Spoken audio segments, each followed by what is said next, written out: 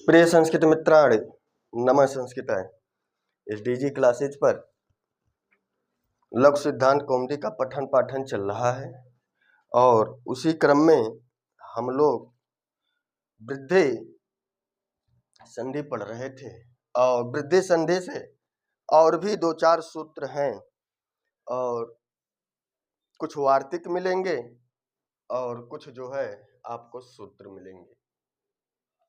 लेकिन आगे जो सूत्र आ रहे हैं, जैसे जैसे आप आगे बढ़ेंगे कुछ सूत्र बहुत कठिन होंगे कि उसको बार बार समझाने के बाद या बार बार इसको देखेंगे तब जाकर चीज़ें समझ में आएंगी।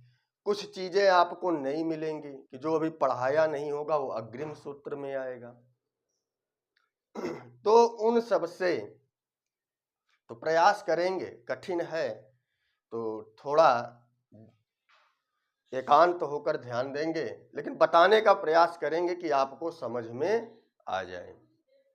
और ये वृद्धि संधि है, ध्यान दीजिएगा। वृद्धि संधि तो बता दिया, आद गुण है कि आद के बाद जो है एच आवे तो क्या हो जावे, गुण हो जावे। ये हमने इसके पहले वाले वीडियो में पढ़ लिया था। और वीडियो अच्छी लगे तो लाइक शेयर करते रहिएगा और अन्य लोगों को जोड़ने का प्रयास कीजिएगा। इसी उद्देश्य से आइए प्रारंभ करते हैं।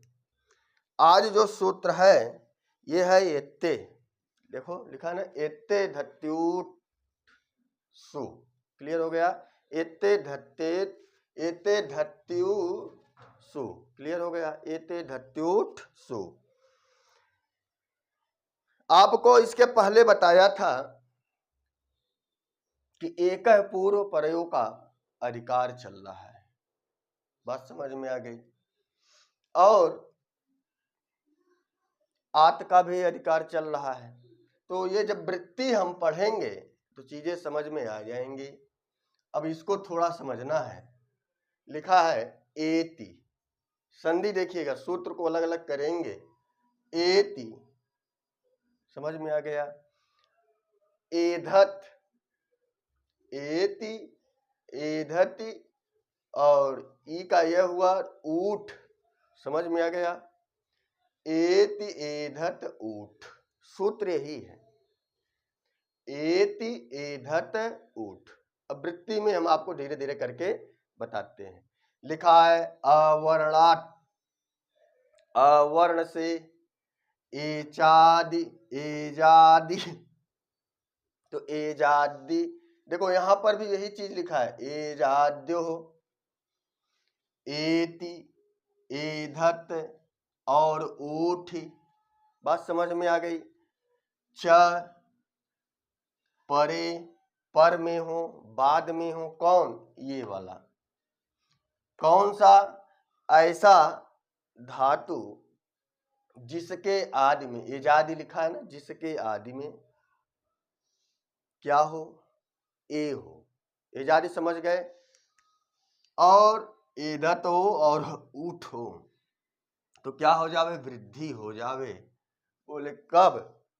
बोले एकादेश। एकादेश माने एक पूर्व परयोग का अधिकार चल रहा है कि पूर्व और पर के स्थान पर स्यात माने हो जावे, क्या, वृद्धि हो जावे। वृद्धि आपको मालूम होगा तीन ही है, या तो आ होगा, या तो ऐ होगा, या तो औ होगा।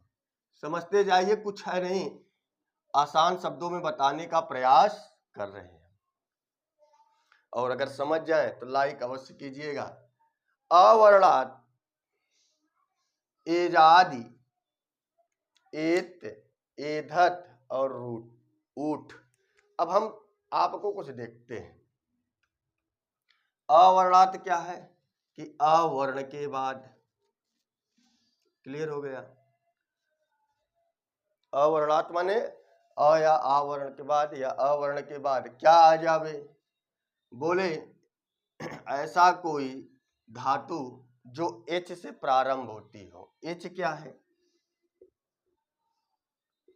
एच हमारा है ए ओ और ऐ औ, यही हमारा एच है, समझते जाइए।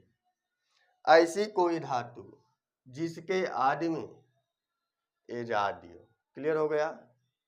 ए आदि में हो, एच लिखा है, एच च का ज हो गया, जसत्व संधि का नियम था।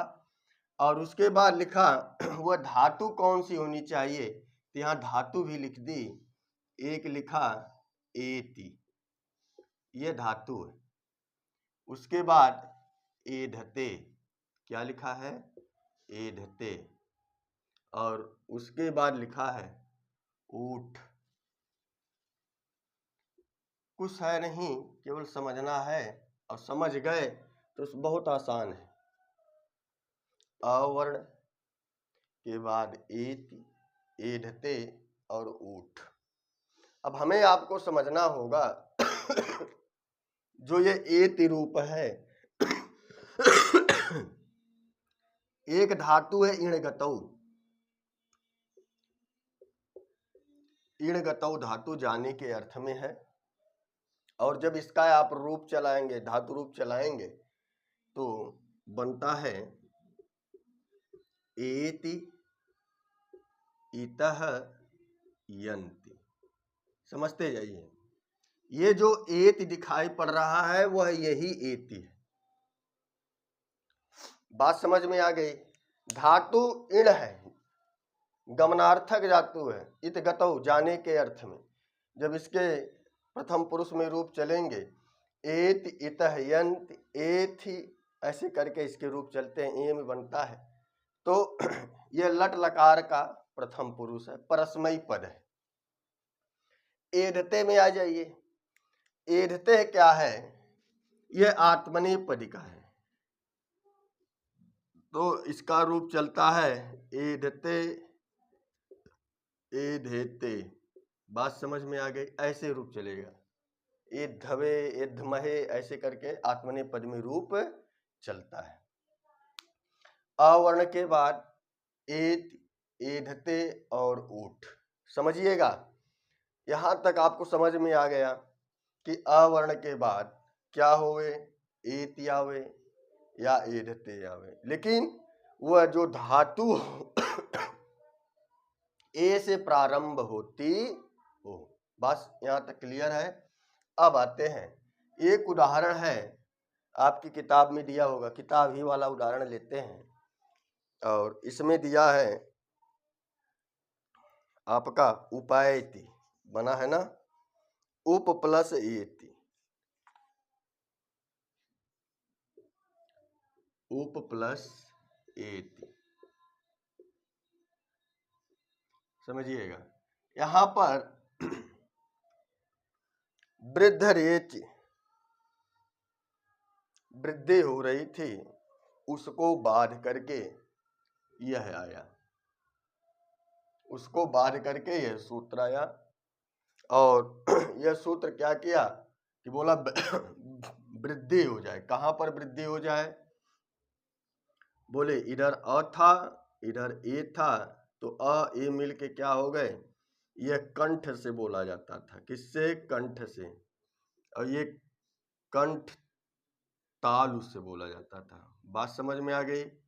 तो यहां पर क्या हो जाएगा, देखा गया उच्चारण स्थान में आ कंठ से, ए ऐसा वर्ण था जो कंठ तालु से बोला जाता था। जब इसको मिला देंगे तो बनेगा उपायति, क्या बन जाएगा, उपायति।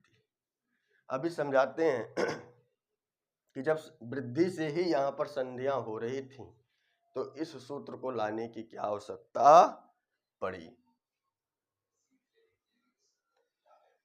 तो इसी तरह आप एधते में भी बनाएंगे, किसमें, एधते में। एधते में क्या होगा, यही नियम लगेगा। एधते में भी क्या होगा, यही नियम लगेगा कि उपैति बन गया, गुण हुआ, बाध किसका हुआ, बाध हुआ था वृद्ध रेच, वृद्धि संधि का। और एक संधि का और यहाँ पर हुआ है, वह हम आपको दिखाते हैं। यहाँ देखिए, वृत्ति पढ़ते जाइए, समझ में आ जाएगा। आखिर ये सूत्र क्यों बनाना पड़ा? समझ में आ गया? लिखा है पर रूप गुणापवाद। जहां पर कोई अपवाद हो समझ जाओ वो बाधक सूत्र है। कौन सा? बाधक सूत्र। अगर आपने हमारा पहला वीडियो देखा होगा, हमने यही कहा था कि आप पूरा वीडियो देखेंगे, अंत तक देखेंगे, क्रमशः देखेंगे तो क्या बाध्य है, क्या बाधक है, क्या सप्तमी है, क्या अष्टमी है। तो यहाँ पर गुणापवाद, यह पररूप संधि का अपवाद है। अपवाद का मतलब यहाँ संधि भी हो रही थी। कौन सी? अब थोड़ा सा आप जब पढ़ेंगे पररूप संधि, उसका सूत्र है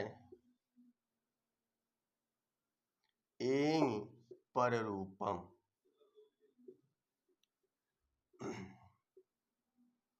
अभी पढ़ाया नहीं गया है, फिर भी जानकारी के लिए बता दें। यह कहता है कि ऐसा कोई उपसर्ग जो अ से समाप्त होता हो, कोई उपसर्ग हो।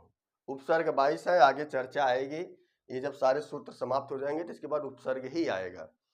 बोला अकारांत उपसर्ग के बाद कौन? ऐसा उपसर्ग जो अकारांत हो और उसके बाद एंग आवे। एंग ही सप्तमी है तो बाद में जाएगा। एंग में क्या आता है? ए आता है और ओ आता है। तो ए और ओ ये दोनों आए, समझते जाइए। अकारांत उपसर्ग के बाद ए और ओ आने पर पररूप हो जाए। इतना समझ गए? यहां भी पररूप हो रहा था, इसीलिए यह एंग पररूपम का बाधक है। इसको भी बाध करके दो चीजें बाधे। एक तो वृद्धि, वृद्धि को बाधा, एंग पररूपम आया उसको बाधा, तब पाणिनि ने यह सूत्र लिखा। इसीलिए यह सूत्र बनाना पड़ा एते धत्योठसु। समझ में आ गया? एते धत्योठसु। यह सूत्र कहता है अवर्णात एजादि, कि अवर्ण के बाद क्या आवे? बोले एजादि, कोई धातु आवे, ऐसी धातु जो ए से प्रारंभ होती हो, एच से प्रारंभ होती हो। एच क्या है? ए ओ ऐ औ। क्लियर हो गया? तो एत एधत ऊठिका क्या हो जावे? लिखा परे माने बाद में हो तो वृद्धि रेखा देश पर और पूर्व के स्थान पर क्या हो जावे? वृद्धि हो जावे। यहां तक तो पाणिनि जी ने सही बताया, लेकिन समस्याएं कहां होने लगी? ये सूत्र क्यों बनाना पड़ा? उपएति में पहले तो वृद्धि प्राप्त थी, अ के बाद ये आया, डायरेक्ट वृद्धि कर देते। लेकिन बोले नहीं, वृद्धि नहीं लगेगी। क्यों? कि उसके बाद आया एंग पररूपम का। हमारा भी नियम यहाँ बैठ रहा है। अकारांत उपसर्ग है। उप क्या है? उपसर्ग तो है, उपसर्ग 22 तो है। प्रपरा अपसम अनु अव निस निर दुस दुर बियांग नी यदि अप यत सो उद विप्रति परि उप यते प्रादेय। ये तो 22 उपसर्ग है। 22 उपसर्ग में जो अकारांत उपसर्ग है उसमें से उप है। बोला इसे उप उपसर्ग क्या है? अकारांत है। और आगे एति था। समझते जाइए, कहीं अनिष्ट रूप ना बन जाए, इसीलिए ये सूत्र बनाना पड़ा। उप प्लस ए आया। अब ध्यान देना, जब उप प्लस ए आया तो यहां पर पूर्व पररूप हो जाता है। पररूप माने कि एक और ये दोनों मिलकर पर वाला बाद वाला रूप हो जावे। तो बाद वाला ये है, तो बनता क्या?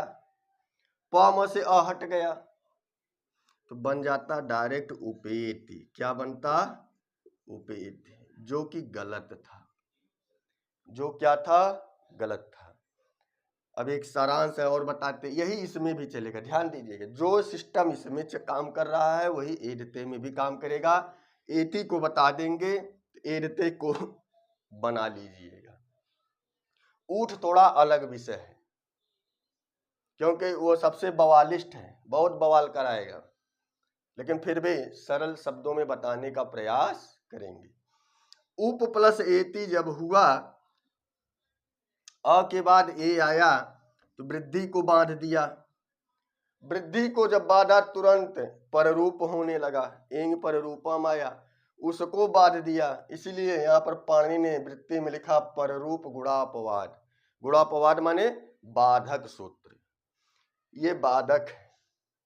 किसको बांध दिया? पररूप को भी बांध दिया। जब पररूप को बांध दिया तब यहां पर एते धत्यो ठसु सूत्र आया। यह सूत्र कहा ये हमारे व्यवहार में है तो हम क्या करेंगे? बोले वृद्धि कर देंगे। हम क्या कर देंगे? वृद्धि कर देंगे। यहाँ पररूप प्राप्त था, कहीं पररूप न कर दो, इसीलिए यह सूत्र आया। जब यहाँ वृद्धि होने लगी, इधर अ ए था तो यहाँ पर अय आदेश हो गया, और जब मिलाएंगे प म से अ हट गया तो प आधा था, ये भी बदल के अय में बदल गया, अय की मात्रा लगेगी और बन जाएगा उपैत। उपैत माने पास जाता हुआ, बढ़ता हुआ। क्लियर हो गया? इसी तरह एदते का बना लीजिएगा, कोई अंतर नहीं है, सेम सिस्टम चलेगा कि उप के बाद एदते आ जाएगा, अव के बाद एदते लगा सकते हो, अव के बाद एति लगा सकते हो। अकारांत उपसर्ग होना चाहिए, प्र के बाद एति लगा सकते हो, प्र के बाद एदते लगा सकते हो। बात समझ में आ गई? यहां पर जब ये नियम आया एरते आएगा, वृद्धिरेचिस वृद्धि प्राप्त थे, लेकिन वहां पर वृद्धि नहीं हुई। क्यों नहीं हुई? तो उसका एक नियम आया कि एंग पर रूपम हो रहा था, पररूप संधि हावी पड़ गई, तो उसको बाध करके फिर ये आ गया एते धत्यो ठस। एंग पर रूपम बाधा वृद्धि रेचि को, समझ में आया? वृद्धि संधि को, और एंग पर रूपम को बांध दिया इसने एते धत्योट सो को। क्लियर हो गया?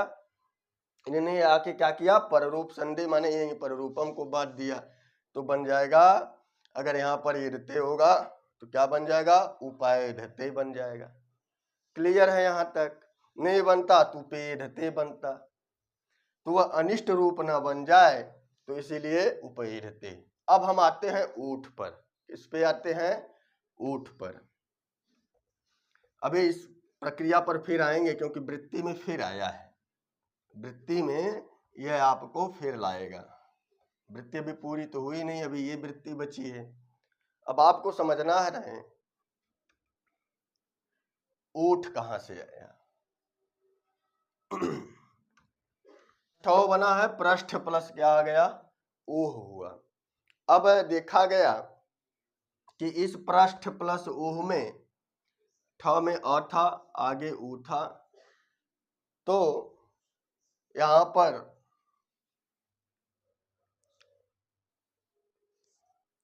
गुण संधि प्राप्त थी। पृष्ठ प्लस ऊ में क्या थी? गुण संधि प्राप्त थी। उसको बांध कर एते धत्यो ठसु सूत्र से क्या हो गया? यहाँ पर वृद्धि आदेश हुआ। क्या आदेश हुआ?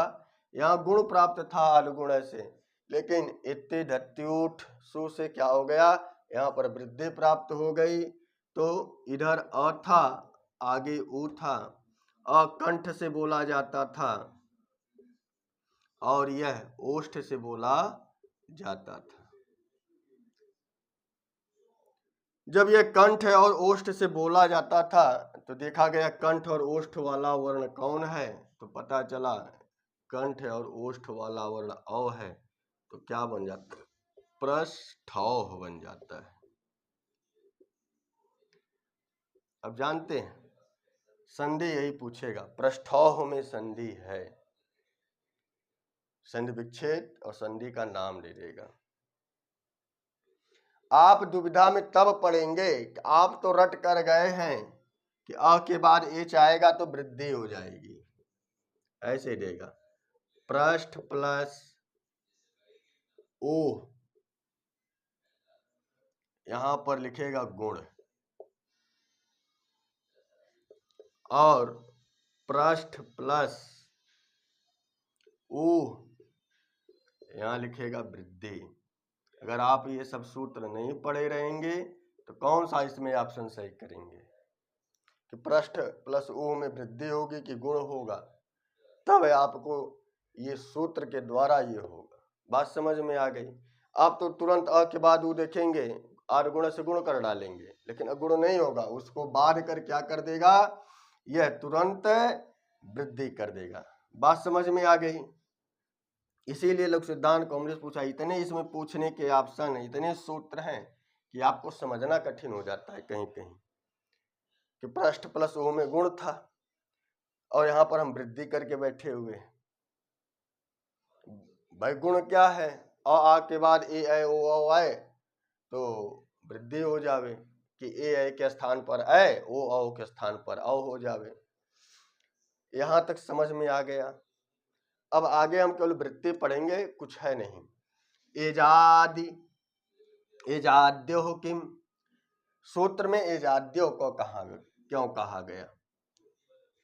एजाद्यो इसलिए कहा गया कि जो अभी हमने इड़गतो धातु बताई थी कि यदि धातु का ए नहीं कहते कि ऐसे धातु जो जिसके आदि में ए हो नहीं कहते तो उप प्लस इतः यहाँ गुण है। एजादि नहीं कहते कि धातु एजादि न हो, आदि में ए न आवे, मूल धातु तो ईण है ही, ये इतः रूप बनता है ना, एत इतः यन्ति, तो यहाँ पर क्या बन जाएगा, उपेत बनेगा। क्या बनेगा, प ई की ये संज्ञा हो जाएगी तो क्या बन जाएगा, उपेत। तो इसीलिए एजाद किम लिखा है उपेत है। समझ में आ गया। एजाद क्यों कहा गया कि एजाद नहीं कहते तो ऐसे रूप बनते, तो यहाँ पर भी उपेत में भी हमें वृद्धि करनी पड़ती है। बात समझ में आ गया। धातु तो है लेकिन वृद्धि करनी पड़ती, इसीलिए उपेत रूप गलत ना बन जाए, इसलिए वहां पर ये सब चीजें करनी पड़ी। आगे आया कि माँ भवान प्रेरिते, इसको भी देख लो, कुछ है नहीं, प्रा उपसर्ग है और आगे एदिते एदिधत, क्लियर हो गया। अ ई मिले तो क्या बन गए, प्रेरिते, कुछ है नहीं। बोले ऐसा ऐसा रूप ना बन जाए, माने ऐसी गलतियां ना हो जाए कि हम इन धातुओं में भी गुण आदि क्षमता वृद्धि आदि करने लगे।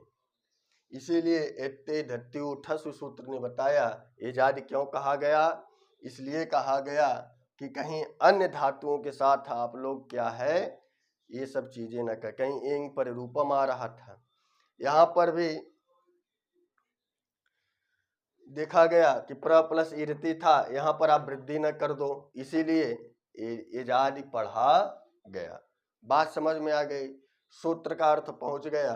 एते धत्योठसु कहता है कि अवर्णात एजादि हो, माने अवर्ण के बाद क्या हुए, एजादि, माने ऐसा एजादि माने ए औ से प्रारंभ होने वाली कोई धातु हो। अब धातु उदाहरण दिया एत एधते और उठ पर में हो तो वृद्धि हो जावे, एकादेश से दोनों के स्थान पर पूर्व प्रयोग का एकाधिकार चल रहा है, सात माने होवे। ये पर रूप का गुण अपवाद था, क्योंकि इंग पर रूपम सूत्र आया, वह कहा कि अकारांत उपसर्ग के बाद ए ओ होगा तो वह पर रूप हो जाएगा। तो एति उप के बाद क्या था, यहाँ पर जब एति होगा तो पर रूप प्राप्त था, तो उसको यह सूत्र बांध दिया। तुरंत एत्ते धत्ते ठसु सूत्र आया और उन्होंने कहा कि वृद्धि हो जावे। बात समझ में आ गई, बनेगा उपैति। इसी तरह यहाँ पर गुण को बांध दिया, यहाँ पर किसको बांधा, गुण को बांध दिया। जब गुण को बांध के फिर एते धत्ते ठस सूत्र से क्या हुआ, यहाँ पर पृष्ठव बन गया। बात समझ में आ गई। अब हम चलते हैं अपने अगले सूत्र पर, और हमारा अगला सूत्र है अक्ष के बाद या अवर्ण के बाद ऊहनी शब्द आ जावे। अवर्ण के बाद क्या आवे? ऊहनी शब्द। एक शब्द की सिद्धि के लिए इन्होंने ये वार्तिक बनाया। कौन शब्द आ जावे? ऊहनी शब्द आ जावे। तो क्या हो जावे? बोले वृद्धि हो जावे। क्या हो जावे? वृद्धि हो जावे। अब ध्यान देते रहिएगा, अवर्ण के बाद ऊहनी आएगा, साधारण व्यक्ति गुण कर डालेगा। लेकिन किस वार्तिक के बल पे हुआ? अच्छाद विन्याम उपसंख्यानम। उपसंख्यानम माने जिस स्थिति में है इसे ही कहना चाहिए, बोलना चाहिए, पढ़ना चाहिए। पढ़ना चाहिए मतलब कि कहीं भी अकारांत शब्द के बाद ऊहनी आ जावे तो आप क्या करोगे? बोले वृद्धि कर देना। ऐसा पढ़ना, उपसंख्यानम माने ऐसा पढ़ना चाहिए, या ऐसा कहना चाहिए, या ऐसा जानना चाहिए। उदाहरण दिया, सूख जाता है, थोड़ा सा भी हवा मार्कर में लगता है सूख जाता है। यहां पर अच्छ शब्द था, आगे ऊहनी आ गया, तो यहां पर एक संधि आ गई, आद गुण से गुण प्राप्त होने लगा। आद गुण से गुण प्राप्त था, उसको बाध करके अच्छाद विन्याम सूत्र लगा। तो यहाँ देखा गया अ था, आगे ऊ था, तो अ का कंठ था, ऊ ओष्ठ से था, तो कंठ और ओष्ठ वाला जो हमारे वृद्धि संज्ञा वर्ण है, या तो आ होगा, या तो ऐ होगा, या तो अ होगा। ये तो है। अ ऊ के स्थान पर देखा गया ऊ ओठ से बोला जाता था, तो यहाँ पर अ आदेश हो गया। और इधर अक्ष था और आगे हिनी था। समझते जाइए। जब मिलेगा, इसको मिलाएंगे तो बनेगा अच्छौड़ी। फिर एक सूत्र आएगा, वृत्ति में या व्याख्या में मिलेगा, बना अच्छौनी। अच्छौनी का अर्थ है कि लगभग 2000 रथ, 2100 रथ, 2100 हाथी, 6500 नहीं 2100 रथ, 2100 घोड़े, 6500 हाथी और लगभग 1 लाख प्लस पैदल सेना को अच्छौड़ी कहते हैं। क्या कहते हैं? अच्छौड़ी कहते हैं। जैसे महाभारत में पांडवों के पास 7 अक्षौड़ी सेना थी और कौरवों के पास 11 अक्षौड़ी सेना थी। तो ऐसा नहीं कि केवल 1 लाख सैनिक हो भाई, घोड़े को बैठने वाले भी तो होंगे, रथ पे भी तो 2-3 लोग होंगे। अरे रथी सारथी, किसी किसी रथ पे 2-2 3-3 लोग होंगे। और हाथी पे भी डबल डबल बैठते हैं, महावत होगा उस पे युद्ध करने वाला। तो जोड़ लीजिए कितने संख्या होगी, लगभग मान के चलिए कि 2 लाख के करीब तो एक अक्षौड़ी में लोग रहते थे। कितनी सेना थी पांडवों के पास? 7 गुणते 2 कर लो, ये लगभग बता रहे हैं।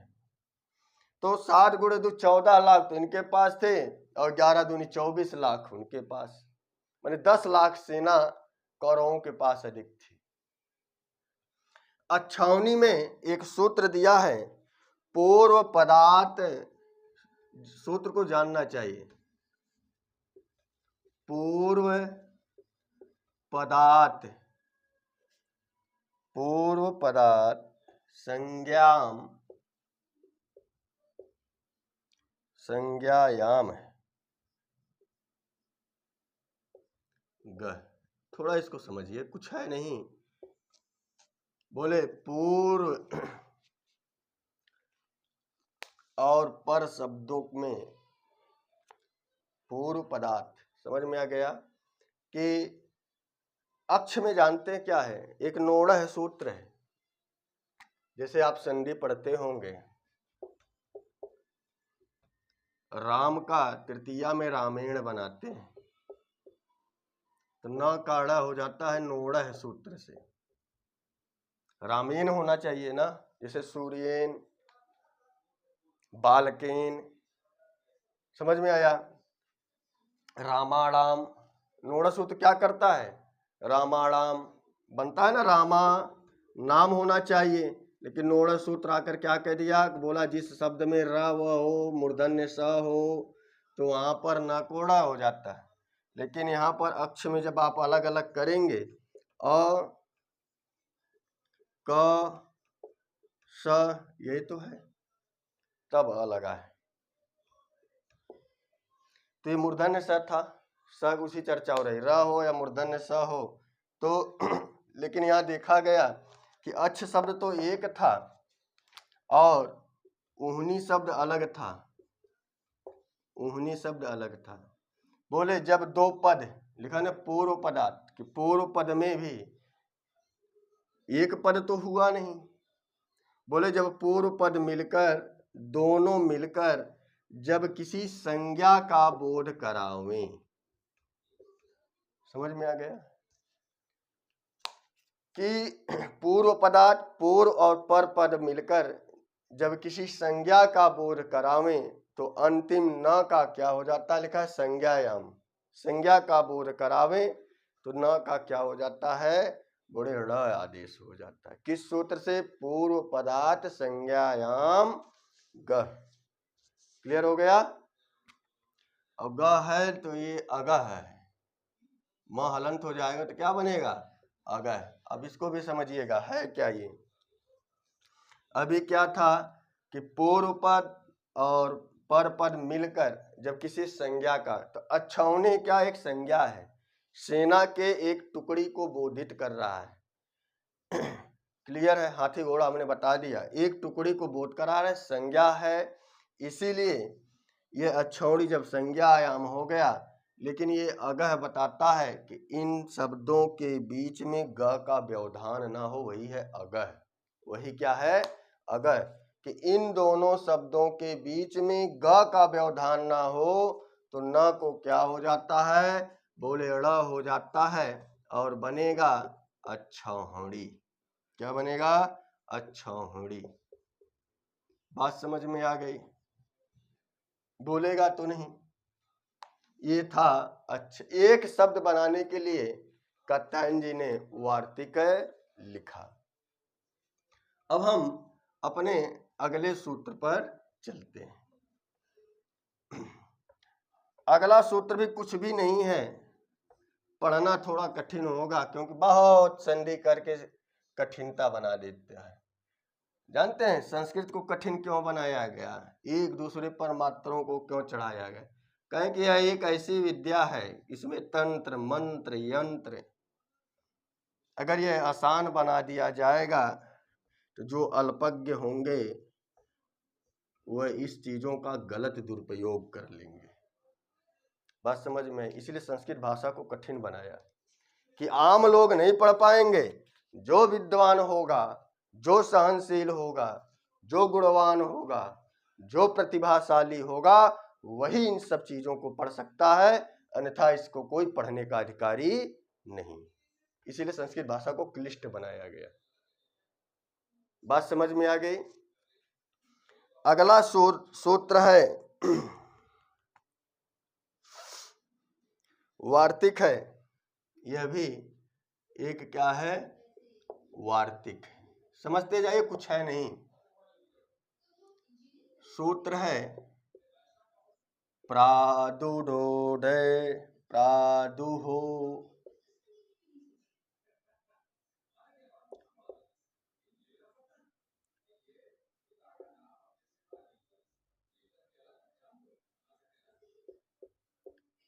सस्येषु।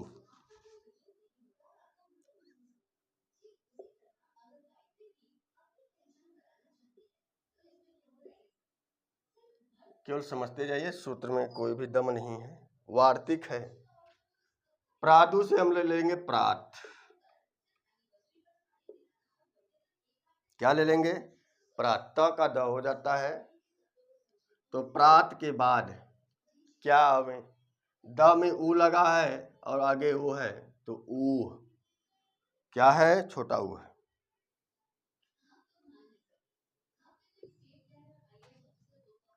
क्लियर हो गया। ऊह शब्द आ जावे, फिर क्या, ऊह के आगे क्या है, ऊढ़। भाई ह है, ह के अ था, ऊ आया, ओ की मात्रा हो गई तो बनेगा ऊढ़, ऊढ़। समय इसको अलग कर रहे हैं।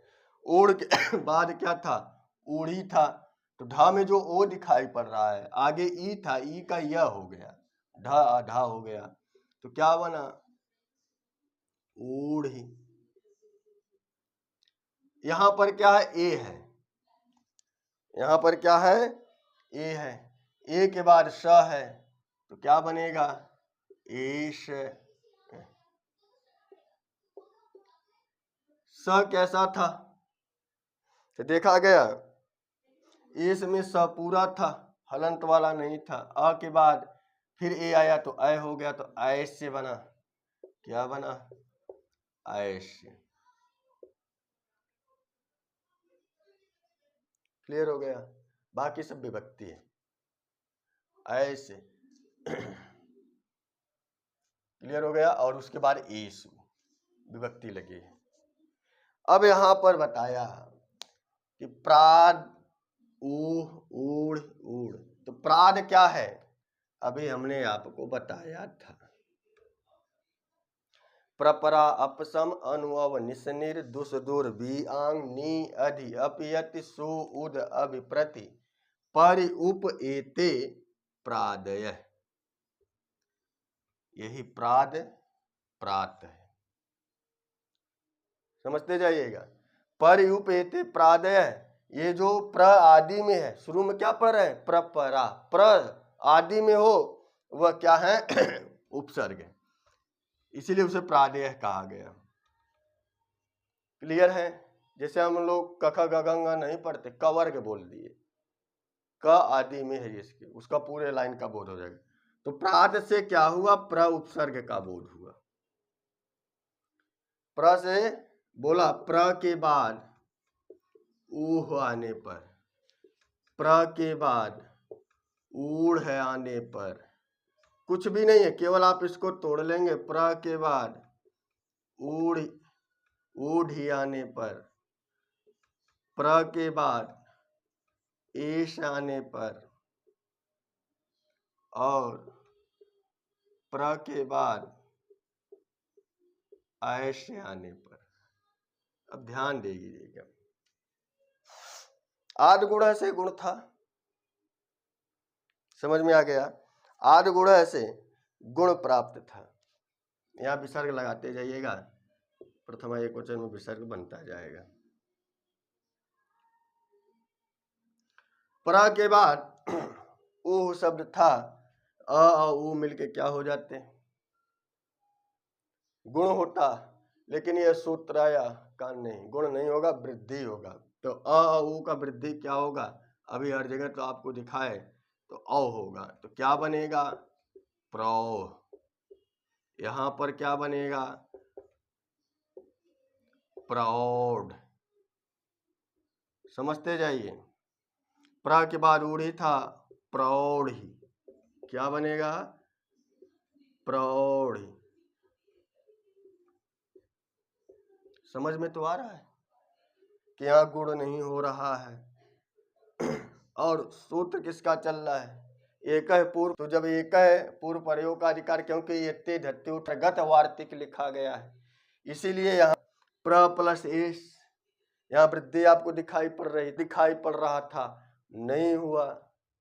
समझ, उपसर्ग के बाद एंग प्रत्यय आने पर ये सूत्र आ गया, प्रादु हो ढो ढडे से नहीं, प्रासु। क्लियर हो गया। तो प्र के बाद ए से मिलाएंगे, हो जाएगा।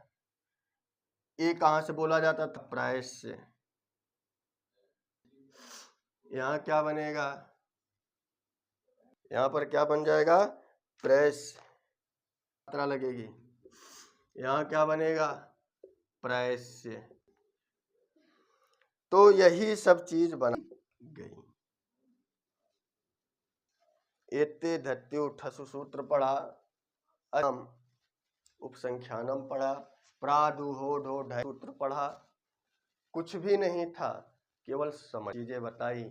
जैसे पूर्व पदार्थ मगह बताए कि पूर्व पद में स्थित निमित्त से पर नकार के ड़कार को गकार व्यवधान में ना हो, तो वही मगह में जो अगह है कि बीच में ग का व्यवधान न हो। तो ये आज कर दिए कि प्राद क्या है, तो हमने सब जो प्र आदि में है ये उपसर्ग है, तो वही प्राद यहाँ दिया, मिलाओगे तो यही रूप बनेगा।